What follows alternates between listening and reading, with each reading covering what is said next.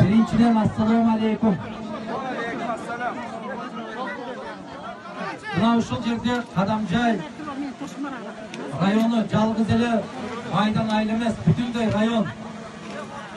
Geçe uşul Maydan aylının turgundarının atынан Facebook'a yazıp, WhatsApp'a yazıp Adakan Madumarov gelip beriniz elдің atынан сурап атабыз дегенден мен ertemenen uçup mına hazır görüp atasızlar bir 10-15 minut başta geldim. Sizlerden çakıruğumuzlar boyunca bunu Şambe saydaki mesele yalnız bizim Kadamcay'ın emas, bütünдөй Kırgızstan'ın meselesi bu. Tinçtan alır. Sizlerden çakıruğumuzlar Aşıraliyev degen jigit çakırdı meni. Kim Aşıraliyev? Sancar Aşıraliyev, Sancar.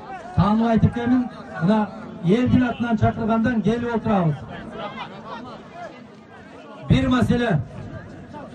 Buna uşul kendi biz işletmeyimiz degen bir gana mesele. Anыңызды чуу кылыштын кажети жок. Çır menen hiç kanday mesele çeçe albayбыз. Biz bir gana çeçim kabul alışыбыз керек. Жердин астында маңдайыбызга бүткөн, жердин üstünde ырысыбызга бүткөн, жараткандан берген кен байлыктын тагдырын жападан жалгыз эл гана чечет, башка эч ким чече албайт. Biz 27 yıldan beri bayakı asasın jogotkon sokurday olup geçen jolu jogottuk biz. Kumtörдү jogototабыз, möңгүлөрдү jogototабыз, başka gen baylıklardı jogototабыз. Tepsi temiriz oturgan kırgız jigitlerin kızların jogotup çet elköge aydap atабыз. Yeni gelip altın aldı bu. Buna jerde abdan tuura жазгансыздар. Kança ming kişinin taqdiri dep atar. Mana ушул жерде капталда турган жер экен. Мага да канча мынчасы айтып атат. Biz аны иштетпейбиz, буну иштетпейбиz, экологиялык таза деп. Men 27 yıldan beri mындай жомокту угуп чарчаганмын мен. Men ишенбейм. Men мына биздин жерди ушул мезгилге чейин алтыны жок жашап келген элибиz мындан кийин дагы алтыны жок жашайт. Altından biz fayda tapkan жерибиz жок. Mına kelişimleri boyunca da mına ayıl hükümeti жүрөбү, başkaları жүрөбү. Bular tek gözünün kara kursağını oylayan bir körpendeler de koyuştu. Biz buna hazır gele kalsam da kulağıma kuyup atat bir ошол kampanyanın adisi eken. Biz bunda ele koyup işlete koyabız, tikinde kılıp işlete koyabız dep. Ben bunday jomoktördü koyuptum, daha bir jol aytayım. Bizdin uşul jerge 40 milyon son beret eken bizdin Maydan ayılına. Anan 160 milyonda memleketke beret imiş.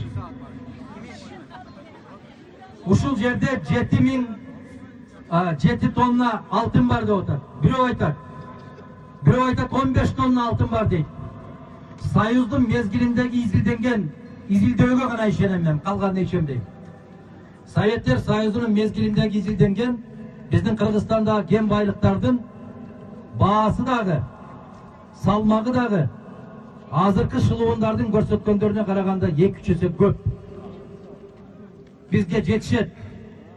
Mına milyardtagan kumtörдүн altını getip, biz teskerisinçe 5 milyardga jakın karızga batıp oturabız. Mına Şambe saydın meselesi.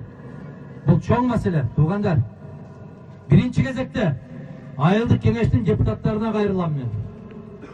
Mına uşul Ayıldın eli şaylagan sizlerdi. Bardık mesele sizlerden göz karandı. Muamınday olup, kırkırga çıkıp, jıyınıp, toplulup oturuştun bizge kajeti jok ele.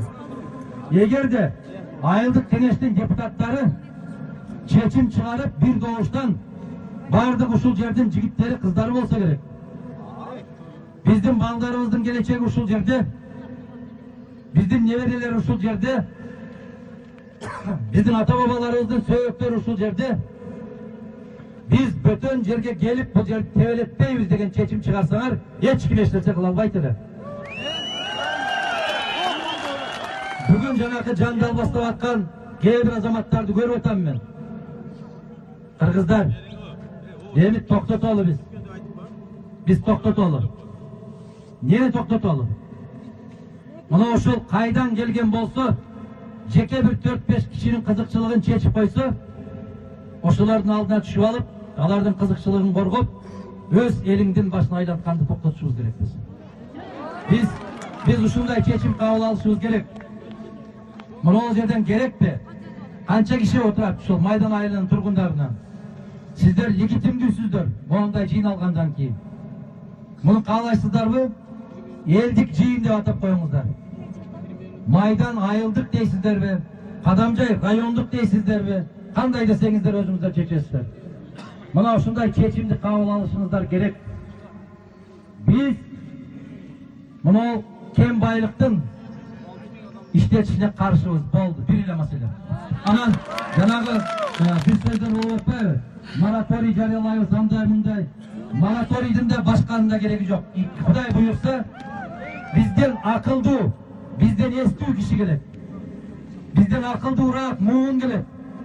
Бүгүнкүлөрүбүз акчага сатылып, кызыкчылыктарга сатылып, кандайдыр бир арам бийликтин аркасына келип калган болсо, кийинкилер иншалла алкымы таза, ою таза, көкүрөгү таза, азамат биздин небеле чеберелер келип, ошолор чечип алсын кандай жашашыны. Биз алардын тагдырын бүгүн чечкенге укугубуз жок. Мына ушул нерсени биз жабылуу бойдон калыш керек. Бул жерге бир күрөк дагы кагылбаш керек. Менин көз карашым баягы мен макул эмесмин деп чыгып атпайбызбы? Комтөрдүн алтынын казылышына макул эмеспиз биз. Биз кыргыз мөңгүлөрүнүн жарылышына макул эмеспиз. Биз кыргыз кен байлыктарынын таланып толонуп кетишине макул эмеспиз. Биз элдин пикирин, элдин үнүн басып жаап, бийликтин каалаганын жасаганына макул эмеспиз. Биз макул эмеспиз моундай турмушка. Ошондуктан, урматтуу туугандар, мына жерде эле токтоп калбайт. Мына Кудай буйрса, эртең Бишкекке барганда, мындан да кененирээк массалык маалымат каражаттары аркылуу, эл аралык басма сөз каражаттары аркылуу биз бүтүндөй дүйнөгө жар салабыз, Кудай буйрса. Мына эмнеге австриялык компания алып, австриялык компания андан кийин Кытай компаниясына сатып атат. Мен кече сүйлөдүм. Кыргыздын кыбыр эткен жерин баарын Кытай алып эмне болду? Жолуңду оңдоп аткан Кытай, сууңду чыгарып аткан Кытай, ТЭЦти Бишкек жылуулук борборунда азыр 150 Кытай иштеп атты. Мына бүт баарын кытайча жазып алып, ошолор отуруп алып, бул стратегиялык болгон объект Бишкек жылуулук борбору. 150 Кытайдын колуна салып берип, президентиң да олтурат тылтыйып, өкмөтүң да олтурат былтыйып. Эмне калды Кыргызстан?